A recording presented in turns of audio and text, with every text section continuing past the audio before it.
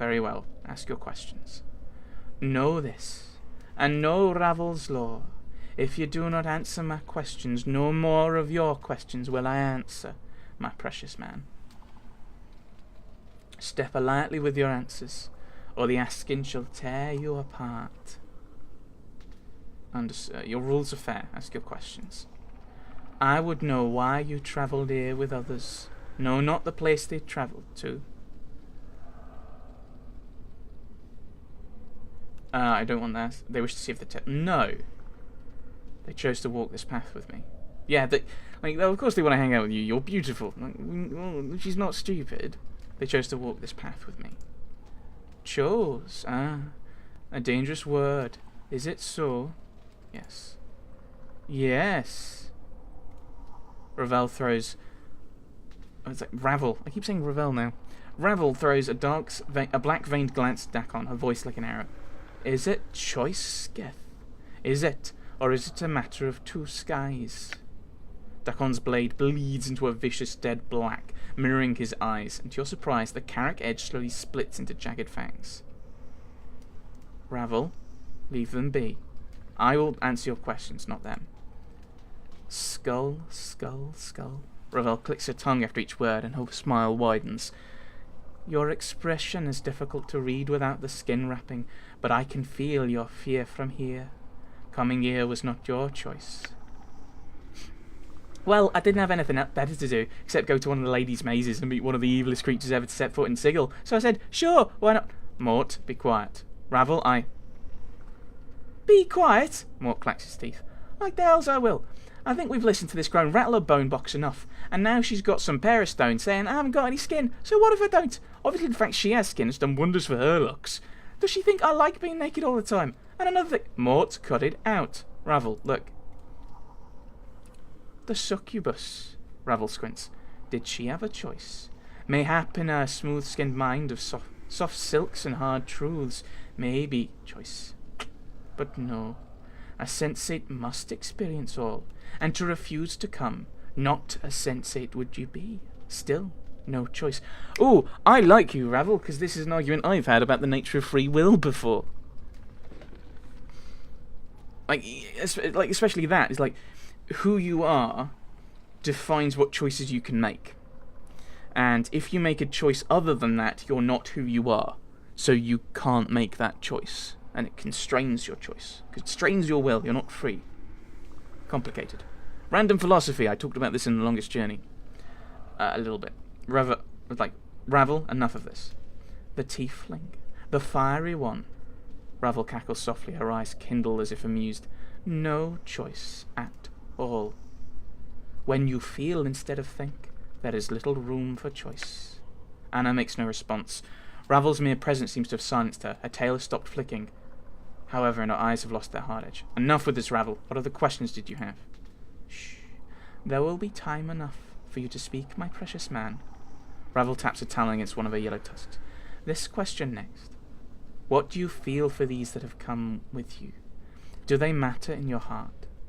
She smiles. Or are they tools for your will?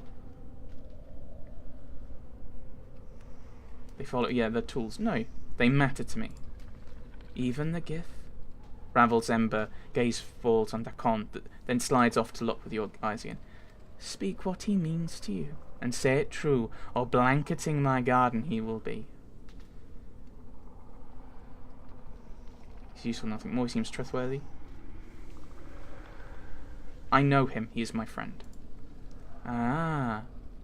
Ravel nods, then she smiles again, her talons tapping against each other. Does that surprise you? What of the skull? Doesn't even bother to look at Mort again. Surely he matters not to one such as you, or does he? He's useful, nothing more. I don't trust him yet. He often angers me and is useless in combat, but he's my friend. I like him. He is also my friend, because I'm mad. He's my friend. Curious. Curiouser. Curious her. Ravel smiles. Quite the puzzle box you are a-shaping up to be. What else lurks in the dark places of your mind? I hide nothing. Pfft. That you lie. Ah, she turns to fall from grace. Near is the core of it. The abyssal temptress. Does she rise above the merely carnal to you, Or is she something else in your eyes, Grace says nothing. She seems to be studying Ravel intently. You are suddenly struck with the feeling Grace is sizing up Ravel for weaknesses. Speak. Ravel, speak, precious man, but have a care where your words fall. I like her. She has many good qualities. I consider her a friend. Enough of the games, Ravel. Look. And what of this slip of flesh? The fiendling, the tiefling with the scarlet hair and fiery passion. What is she to you, my precious man? Well, we've kind of mentioned this before. We've said it to Fall from Grace, and we've said it to her. I am kind of worried that if I say that, Ravel might kill her. But I think we should be truthful. I could fall in love with her. Ravel glances at Anna, then snorts, her black-veined eyes gleaming. So be it. Enough of these games, Ravel. Look, my next question is this. Ravel's voice drops, almost whispering, and suddenly you have a strange feeling she does not want to hear the answer. Why did you wait so long to return to me? Ravel grew lonely without you, precious man.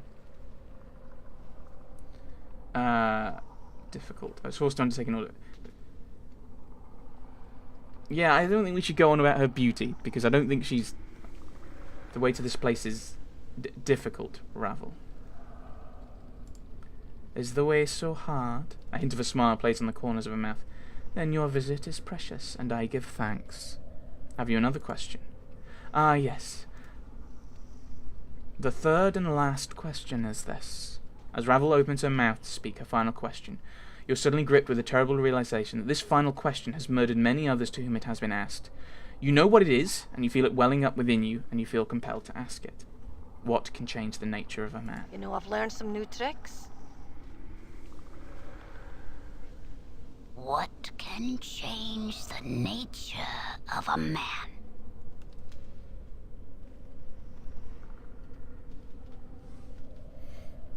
I see you have not forgotten. What is your answer? Nothing can change the nature of a man, but that's not true. Love. But is the way we respond to love based on our nature? Hatred is the way we respond to hatred. Is that based on our nature, as is who we love or hate? Our response to power is based on our nature. Greed, well, whether we're greedy at all is based on our nature. So it doesn't change you. Betrayal. Death.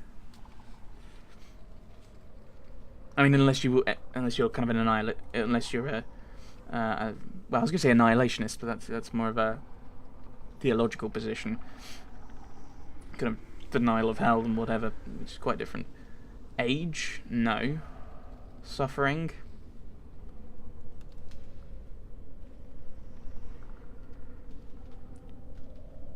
So many different things. I don't know. I don't know. And that is your answer. The veins in Ravel's eyes begin to shift slightly, and she gives you an evil smile. Be certain before you say. It may not be your answer, but it is mine. And that is all I wished, my precious man. A simple answer, and in the end many other men have I laid low while they sought my answer. Oh, I like that. Oh, I like that. It's very kind of... It's maths. I remember having a math in one of the maths lectures, and it was... we were looking at a particular equation that didn't have any real answers. And we were just looking from a real perspective. And someone said, there's no answer. And the lecturer said, no, there's no solutions. That is the answer. The answer is there's no solution. There's nothing. And this is how I like that. That's it, I thought. Countless times has the question been asked, and not once did the pathetic shells who came afore me answer with their answer, but always sought to creep inside and find what I thought. There is no truth in that. I don't believe you. In fact, I don't think they ever could have answered you true, even if it was true to them. Ravel falls suddenly, strangely silent. She's watching you warily. You never cared about any answer other than mine, ever did you? Yet still you asked the question, knowing that no matter what the answer they gave, they would die by your hand. Updated my journal. Of course your answer was the one I sought, for you were the only reason I asked the question. Did you think I cared for them? Did you think I ever cared a fraction of the amount for them that I cared for you, my precious man? Answer me that. I'm through answering your questions, Ravel. Now you'll answer mine. Of course, ever questions, ever questions. Why did you make me immortal? It's what you wanted, seedling, and you asked so sweetly. Now how could Ravel say no to one such as you? Immortality was your solution and your challenge to me. She's gone Scottish. Just realised it's completely different. My solution, but why? I'm just going to do my normal voice. I don't know, seedling. Time has chipped away at my memories as well. It would seem?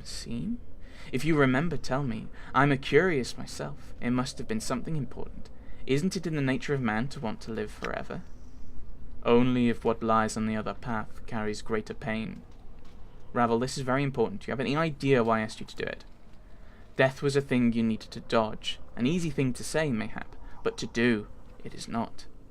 Immortality, even with its flaws, was the best solution this withered mind could untangle. And yet... lead is not easily a change to gold, but it is possible. Thought the unwise? Unwise? Ravel? If water can be drawn from blood, mortality can be taken from a mortal, peeled back like a sticky film. So you pulled it off? The gulf between man and unman is great. You travelled the distance. I provided the means, but you crossed on your own. Ravel slaps her head and rakes her hand through her hair. Bad Ravel! Mortals are too flawed to be made to last. Still they break. They must be dragged kicking and screaming into an unhealthy new mould. Unhealthy? So the ritual was flawed? Shortcuts must be made, and they can break the moulded. For it is not always the mould that breaks, but the substance poured within it. Force something into a shape it was not meant to be, and it breaks. I thought the material was a stronger stuff, but you have been broken. But I am immortal. Surely that's kind of a success? You survived long, immortal one, but you have become the prey of the creature that is life. She cups her hands and reverses it, forming a canopy with her hands. The body is but a hut for the soul, but now no one dwells in your hut. What went wrong with the ritual? So I'm not a soul. Like, this is the weird thing, like how you view souls and bodies. Am I a body with a soul, or am I a soul with a body? Is the soul what makes us mortal, or is the soul immortal? We're getting into weird theological, philosophical stuff. I love this game, it's brilliant. What went wrong with the ritual? Puzzle, fleshed, broken, beautiful, beautiful mortal man. The ritual was not a finished thing. Ravel's brows wrinkle and her talons pick at her hair, tugging on a loose strand. The ritual gave you what you wanted, but great were the costs. The casting of shadows, the quiet violent deaths of the mind, and the pain-taken emptiness. These things dangerous are in such a fragile vessel, no matter how strong a mortal man. Regret them and the ritual do I. Casting of shadows? Ungrateful shades, but ungrateful without cause? The shades, they hate you, nameless one, for they are fathered by you. Your children once forsaken, they will never forgive. They will do everything they can to destroy the parent, such is the way of children. How do I father these shadows? Uh-oh. Uh-oh. Oh dear.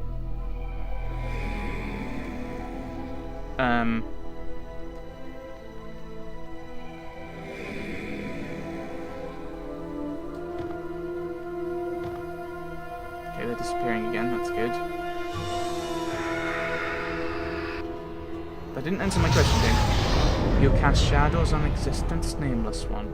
With every death a shadow rises fresh from the fields of your flesh.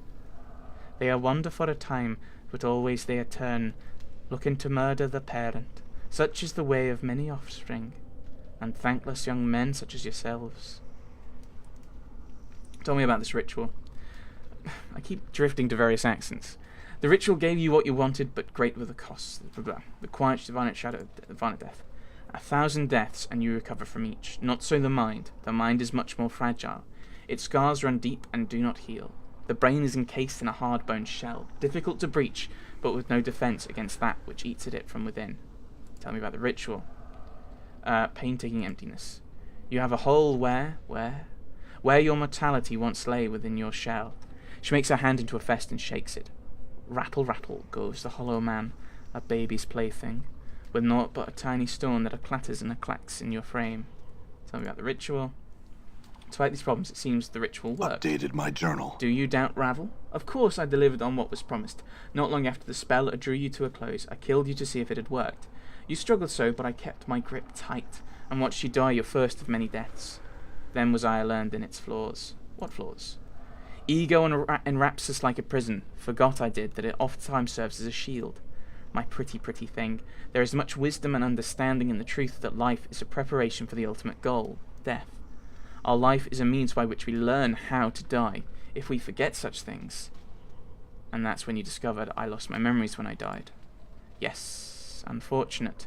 Without the mortality to hold such memories tight, the shell a body is. So you took my mortality from me. Is it still intact? Ravel seems surprised and alarmed. Yes, yes, yes! Fear not for a broken mortality. If you are here, a-talking at me, intact your mortality must be. Such a thing cannot not be destroyed as long as you exist. You are an anchor of your mortal soul. As long as you are intact, so shall it be. Made to last are you, for life swallowed you and spit you out. Swallowed him up, but I don't know if he came out of that end. Thank you, Mort. Enough of this. Look, Ravel, you took my mortality from me. It has caused more harm than good. I would take it back now. You have had it over long, I think. Ah, you make a demand. Ravel's black-veined eyes sharpen and twist, taking a disturbing awareness, and she bares her yellowed fangs. No, no, no. That, Ravel, I will not do. What is undone cannot be done. Why not? Ravel cannot give such a thing to you, my precious man, for Ravel has nothing to give. I never possessed you or your mortality, though I wish to keep them both in my garden as selfish affection's keepsakes trace the patterns of your flesh. But such things Ravel cannot bring herself to do. Why not? Could not. You loved him! Anna breaks the silence. She sounds astonished. You loved him, you did! Ravel gives a low, wide smile. Is that so hard for you to believe, fiendling? She cackles softly to herself. Does Ravel being Ravel, and thus a myth, not deserve to carry such a feeling in a black-brambled heart? No creature is undeserving of such a feeling, Ravel. Grace speaks softly.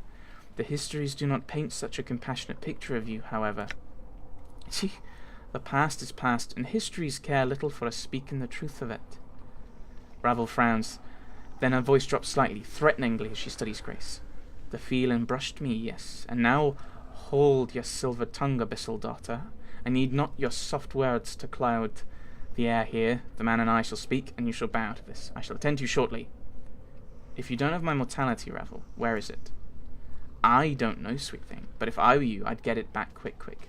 No telling what horrible things someone could do to you if they held your mortality for ransom. It would like beholding someone's sweet, succulent soul, a puppet dancing on someone's strings, would you be, and a most sad puppet, too. Know where it is, I do not.